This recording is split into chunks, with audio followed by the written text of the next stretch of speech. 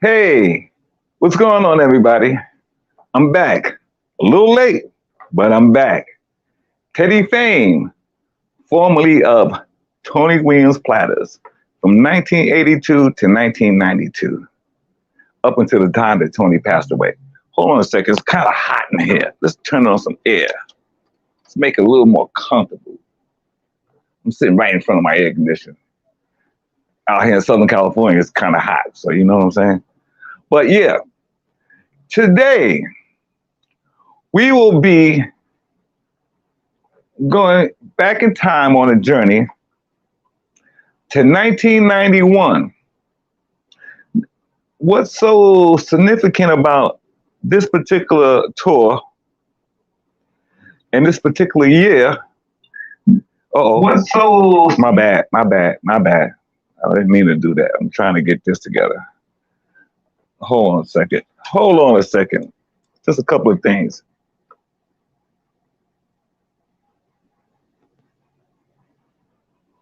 Okay, we're good. Yeah, so what's so significant about this particular tour and this particular year? This is the year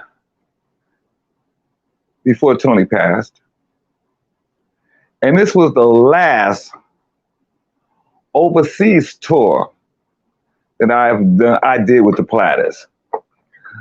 Um, 92 is when Tony passed. So by 92, we had a couple of shows that year, and they were all local in the United States. So we weren't traveling overseas for 92. And everybody know Tony passed in August of that year. Anyway, getting back to Singapore and the Platters, it just so happens that we were booked to do Singapore with the Platters, the Coasters, and the Drifters. And I'll never forget the first night of that tour there. They had the press, everybody from Singapore, all the press, the newspapers, the local news channel TV show. Ooh, that's a little chilly. They were all there. And this is a result. This is I'm gonna do it so you can see it. All right. So that's me in the middle. That's Tony over here. And this is the guy who was singing with the Drifters. And that's me in the middle. Do that one more time.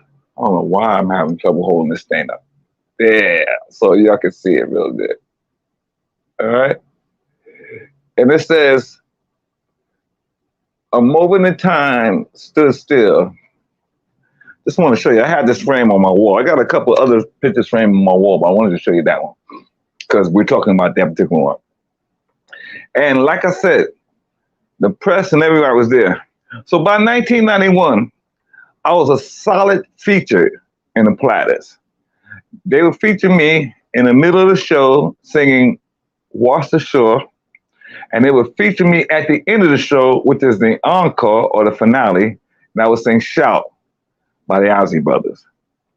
And it was wonderful that the press and everybody was there to capture that event. So they were like, because what I normally do when I'm performing, when I do Shout, I would actually jump off the stage and run through the audience and sing through the whole audience. And it was so crazy because it was a great show. We killed as we always do, especially when I'm doing my thing. And I woke up the next morning and there was this. It's a whole article. I don't have the article here. I just got the picture. But there was a whole article talking about the event, how were the Coasters, how were the Drifters, and the Platters. And they talked about Tony bringing back those old memories of those great songs, singing them, and he was in good voice that night. Believe it or not, for that tour, he was in really good voice. And they spoke about this kid named Ted E. Fame. Although they spelled my name wrong, well, I'm Teddy, but they wrote Teddy Fame for Ted E. Fame in newspaper clipping. And it was saying how this kid, Teddy Fame of the Platters, ran through the whole audience singing shout without skipping a beat or a note and had the whole house in uproar and excitement. And I remember we were booked there for a week, and we were doing only, how many shows we did? I think we only did one show a night for a week. And although it was three of us, the Drifters, the Coasters, and the Platters, we all had a chance to do at least a 50-minute show. So we did like a 50-minute show. So I'll get to do my stuff. And I remember specifically either the first or the second or the third night there getting food poisoning. And I'm throwing up in the dressing room. I'm backstage in the dressing room throwing up. And my mouth is dry. And they wondering if I'm going to be able to perform. And at the last minute, I was able to get up there and do my thing. But I was sick as a dog for that particular show. But the other shows were pretty good. And at the end of our engagement, the owner of the club was called the Chameleon. It was in Marina Bay in Singapore. It was a brand new thing they built out there. I think this guy was Arab from I don't know, he might have been from Saudi Arabia or something. Dude was filthy rich. He built all that stuff in Singapore, right? I think his family owned oil or something. And he made a little name of himself. And it was really good. We were doing well out there. Matter of fact, to make a long story short, so the owner of the club had this representative approach me and they asked for a meeting. So I said, sure. Well, what's this about? So I get to his office and he was just praising me and telling me how much he thought I was amazing and that I was a star in the making, and he wanted his club to be blessed with me to come back without the Platters as an opening act for some of the other artists that he had booked at that same club that we had just played. And he asked me how much would I charge him to come over as a solo artist with my band and work there. He offered me this 3-month contract. He asked me how much would I charge him. So now I'm already in my 9th year with the Platters, and I already see the writing on the wall. It's time for me for my exit out. It was a great run, a fantastic run, a fabulous run. I mean, the things I was able to do, places I was able to go, the people I was able to perform for, but it never happened if I hadn't joined the Platters. So I owe Tony Williams, his wife Helen Williams, because she was the one who recruited me. She's the one who saw my talent and nurtured my talent and gave me the exposure. So I have to give her props for that. But I could see the writing on the wall. Tony was sick a lot. And I know he didn't have much more time here.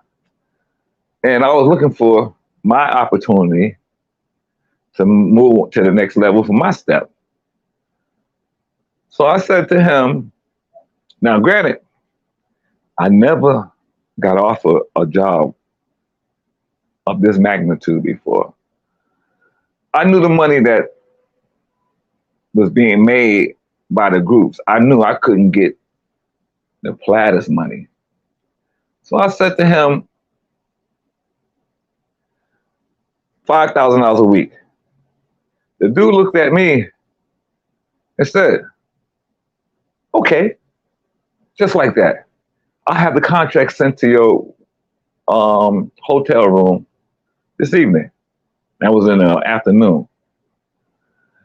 I was like, damn, did I do? I'm thinking to myself, did I do something wrong? Because I didn't expect that reaction from him. Okay, I would expect him to like haggle me. You know, $5,000 a week. That's a lot of money. Well, I mean, you don't have a record. No, he was like, okay. And I was like, damn, I should ask for more. They want to push my luck. So we agreed upon it. And it just so happens that the Platters had some off time. We had a couple months off that we didn't have. We didn't book. And so I took advantage of the opportunity because there'd be years where we might only work 2 or 3 shows. No, I'm sorry, one tour or 10, 20 shows for a year. And this year it was like not such a good year so far at that point because Tony was sick a lot, and the nostalgia of that music was kind of rubbing off again, and the work that we were getting was little small places or traveling overseas. And like I said, in '91, this happened to be the last overseas tour, and we had just went to just before then I think we were in Puerto Rico, or the Dominican Republic, one of those places. I can't remember. I know it was a Caribbean island we was on just before we went to Singapore. So we agreed, and he had the contracts to my room. So I got on the phone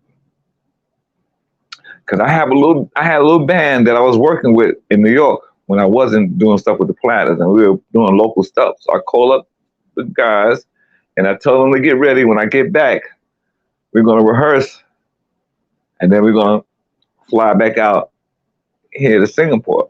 So they were all excited and waiting for that opportunity. And it just so happens, now check this out. Here's where it gets crazy. It just so happens. Now the Platters don't know none of this. This is all going on behind everybody back. Nobody has a clue what I'm doing, because I wasn't sure what was going to happen with the Platters from that point on, and it was time for me to really look out for myself. So I had agreed to deal without saying anything to the Platters. I didn't say anything to the management or to Tony or anyone. I just took the job. We get back to New York. It was a successful tour. We finished the tour. Great. Well, as you saw with the newspaper clipping, it was a great tour. We get back to New York. I'm rehearsing a group. I get a call from manager Helen saying we booked to go. I think we was going to some place in the Midwest. Can't remember exactly where, but damn, I can't believe I can't remember it. But it was somewhere in the Midwest. I know that we were working the States a lot by that time, and let me know that we got some bookings, some last minute bookings come up. Now I had to resign these contracts, so I was not turning out that money. So I had to let the Platters know that I needed a leave of absence because something came up and I'm not able to do it. I lied my ass off. I ain't gonna lie. But whatever it was, I promise that I won't miss another one, and it's covered for me. So they had somebody fill in for me for those dates, and we went over to Singapore. We did it 3 months. Beautiful. killed it, right? Now, the club owner, we're packed every night. And I was on the TV station, on TV news out there. I performed some songs on live TV. They was promoting me like hell. I was the highest paid entertainer in Singapore at the time. There was a couple of other artists out there, but wasn't doing like I was doing. I was in the big house, in a big club. Okay. So the club owner asked to extend the contract.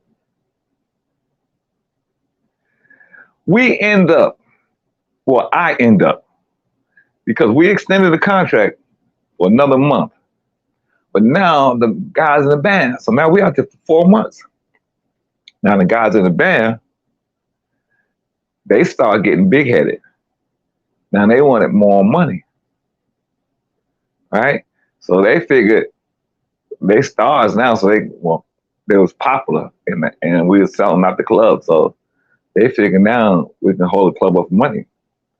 So after that extension expired, the club owner wasn't feeling them like that. So the club owner said, look, Teddy, I booked you. I didn't book that band. That's your band. You can do what you want with them. But if you want, we got local bands here in Singapore. We'll audition some local bands to back you up. So I was like, that sounds like a great idea.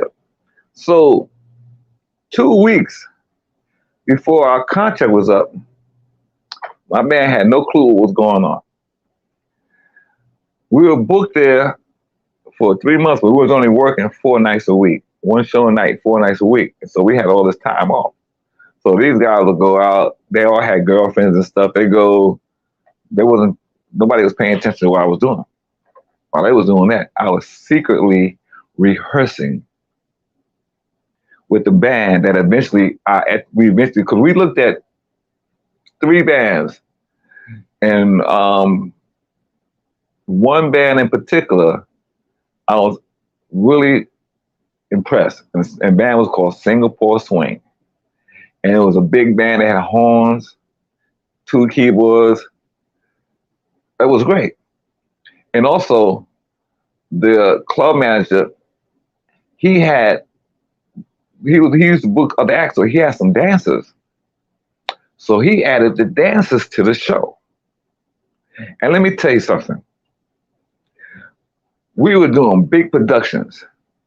We were doing stuff, and I got videos. Go to my, oh, by the way, please don't forget to like, subscribe, and share my channel and my page. But go to my playlist and go to Teddy Thing. I think it's cover songs. Sings cover songs. And you'll see some of those tours. And you'll see the Singapore tour. You'll see the Japan tour. See a couple other tours that I did with my band that I did besides being with the Platters. And you're going to see the Singapore Swing Band.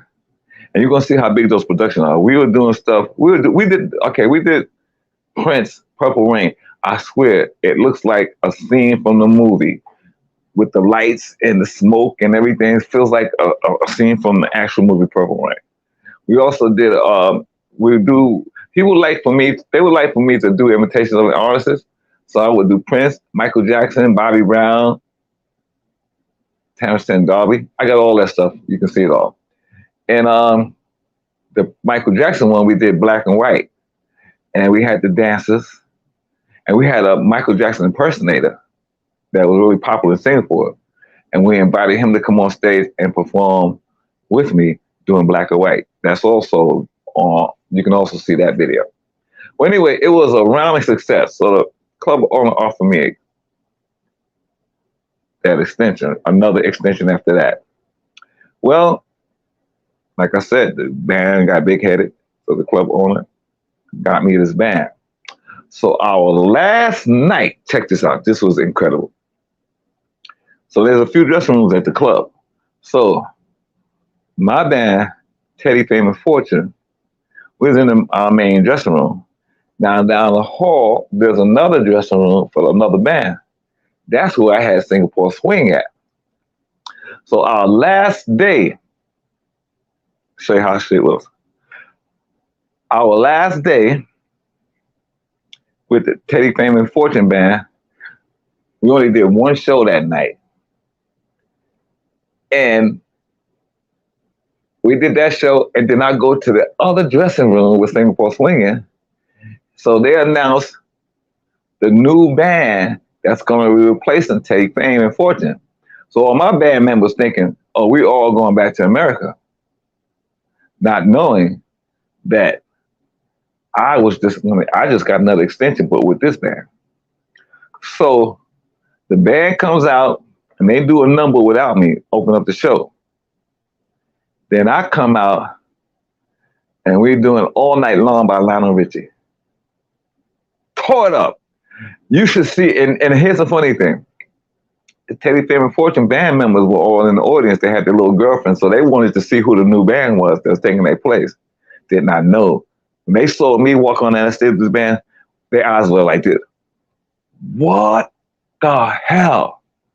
We had a big argument backstage saying that I was a traitor. And look, y'all did that.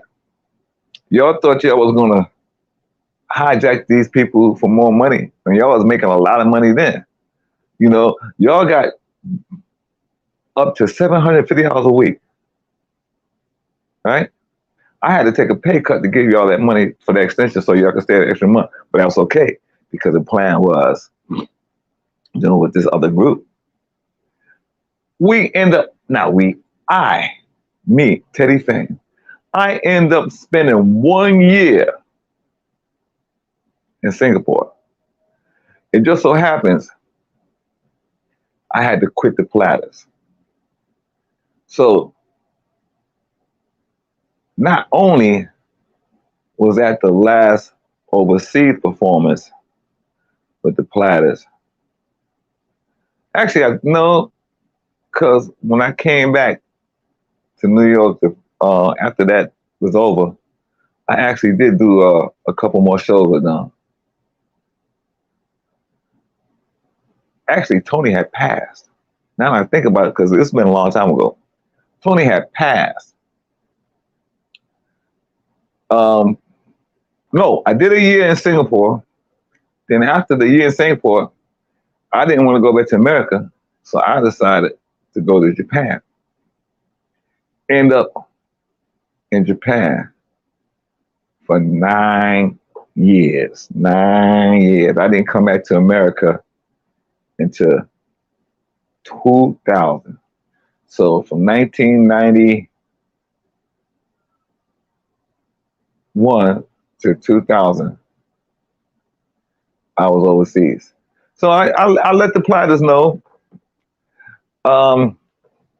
They were happy when I told them that I'm leaving the group, because now I was permanently gone. But like I said, it was already at the end. The high points of being in the Platters was over. Everything else was going down here.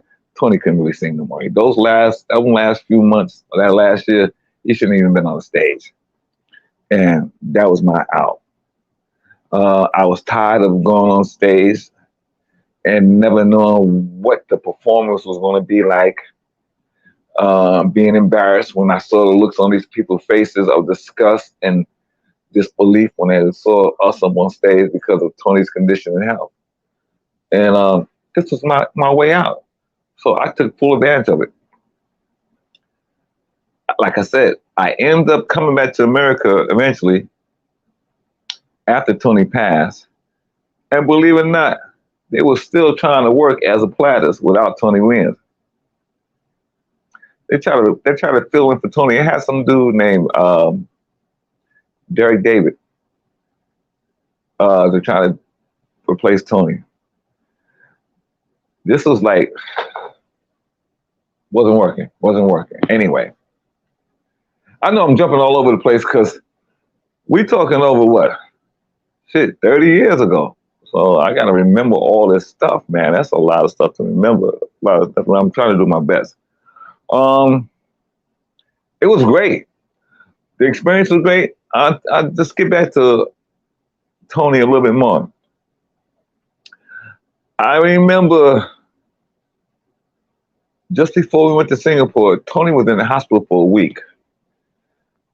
You know, he had a stroke, he had a high blood pressure, he had diabetes. I forgot what he actually died from, but I knew it was a combination of all those things. And he had emphysema, and he was still smoking. He had emphysema. He couldn't even hit those notes because he couldn't take the breath take those notes, but he was still smoking these freaking cigarettes. It's like he seemed like he had accepted his fate in life, and he knew his best days was behind him. So he was just riding the wave of his popularity and success from what he did in the past.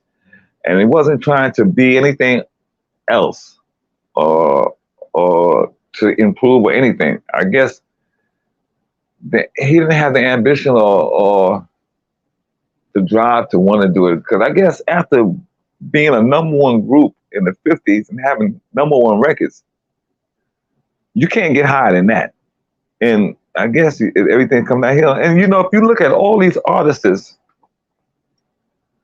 let's take Prince, let's take Michael Jackson, let's take Marvin Gaye. They all peaked. And after they peaked, they couldn't peak any higher than the peak. So they start slowly coming down. So they all self-destruct. Every last one of them self-destruct. I guess it wasn't going to see any more of those great days or those great moments anymore. And it wasn't young anymore. They were older people now. You know, Tony, here's a great point for you. I just had a birthday. September 1st was my birthday. I turned 64 years old. I am 64 years old. The ironic thing about that is I'm the age Tony was when he passed. Look at me. I'm in great health. I'm getting ready to go out to sing tonight at this club, just sitting in with some guys and sing a few songs. But I can still do that because I took care of myself. And I never got addicted to drugs, alcohol, or any of that substance abuse. So I'm in great health. And I'm just saying that because it's up to the individual on you. Take care of yourself. This voice we have, this instrument is, you only get one chime for this instrument. If it breaks, it's not like a guitar or a piano, you break a string, you replace a string. You can't replace your voice once that voice is gone. And if that's your only instrument, take care of it, which I do. I still do my vocal exercises daily, even when I'm not working, just to keep my voice strong. Matter of fact, after I finish doing this live, I'm going to do a few exercises before I go out and warm up before I go out and sing tonight. But I just want to share that with you. What else? Yeah, I just wanted to let you guys know that I'm going to be continuing doing these series of live streams. And if you guys ever want to join me, I'm going to put a link eventually back in the description and let you come on and actually talk with me once you start communicating. Once I get a few people to actually start typing in the comments and ask me questions, we'll do that. I know it's going to take some time, and I know there's Platters fans out there. Maybe not on YouTube or in the internet, and probably don't even know I exist. I'm the last surviving member of Tony Williams Platters. Not the Platters, but Tony Williams Platters. His last formation of the Platters before he died. For those 10 years, from 1982 to 92, I was a member of his group. Second 10, I'm the guy in the middle. There's Tony to the far right. There's Helen, his wife, between us. I'm in the middle. There's the baritone here, and there's the bass singer over there. 5-man lineup. The traditional Platters 5-man lineup. And the years I spent with him, I cannot tell you what it means to me. Words can't describe what it means to me. I can tell you that I had a time in my life. I met some amazing people. Had some great times sitting with Tony, just talking about the past. Unfortunately, I was a kid then. I joined the Platters when I was 22 years old. I left them when I was 32 years old. So he got me in the prime of my life. Those 10 years was the prime of my life. So at that time, I had stars in my eyes. I wasn't thinking about what the Platters was. I was thinking about what the Platters and me are going to be in the future. So I wasn't too curious, and I feel like I want to kick myself in the butt for not sitting down with Tony with a recorder and talking to him and recording some of this stuff, because I wish I would have had Tony Williams' actual voice talking. I meant to do that. I didn't. But I asked him a few questions. I asked him some stories. He told me, I asked some stories like, how did the group get started? What was it like being a star in the 50s and being one of the only black groups that the white public accepted? And it was wonderful talking about some of the stuff, but I didn't get into details because I wasn't that curious about that stuff, because to me, that's old, man. I wasn't thinking about it at that time. And we're talking about the 80s and early 90s. And I was really into what was going on, what was current at the time. But I got enough information from him to share stories to you guys and talk about stuff that you guys would never know about because you were not a member of the group. These are privileged discussions or information or things that I'm discussing that only the group member would know. And I'm sharing all this stuff for you. I'm the last surviving member. Every member of that group has passed, are no longer here with us. I'm the last of the Mohegans, as they say. It's kind of strange feeling like I'm the last member of Tony Williams Platters.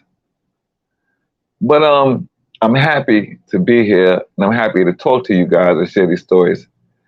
And I just hope you guys enjoy these posts that I'm doing, these streams I'm doing. I was thinking about just posting, but I'd rather talk to the fans. So that's why I'd rather go live than to just put out videos. I'm just going to continue going live and doing it that way, because you have like first-hand interaction with me, and I like that a lot better. So I can think about from that tour. I don't think if I remember something else, I can't at this moment remember if I'm leaving out anything. But yeah, I think I basically covered that tour. So I guess probably the next tour we're going to talk about is, I don't know, we'll talk about, I got so many tours. We're talking about, maybe let's go to Puerto Rico or the Dominican Republic tour, or Jamaica. Or we're going to talk about, or Israel. Man, we got so many tours to talk about. You know what? The next tour I talk about, the next time I post, is going to be Monday. I'll try to post 3 times a week, although I only post twice this week because of scheduling. But I'm going to try to get back on post. So Monday, we're going to talk about Israel, the Israel tour. So thank you guys for joining me and listening to this conversation I'm having with you about the Platters, about Tony Williams, more than anything, not so much about the Platters, about Tony Williams Platters. So until next time, thank you for joining me and being on this live with me. I like Fridays. I'm going to do around this time again Fridays, and make sure maybe some of you guys will join me, and we'll talk. Okay. So until next time, this is Teddy Fame former member of Tony Williams Platters from 1982 to 1992. And I want you guys to join me. And don't forget, please like, subscribe if you haven't already, and share these videos with other people who are Platters fans that you know of that will be interested in hearing the behind the scenes stories of Tony Williams' adventures and tours of being on tour in the 80s with the Platters. Okay? So until next time, peace.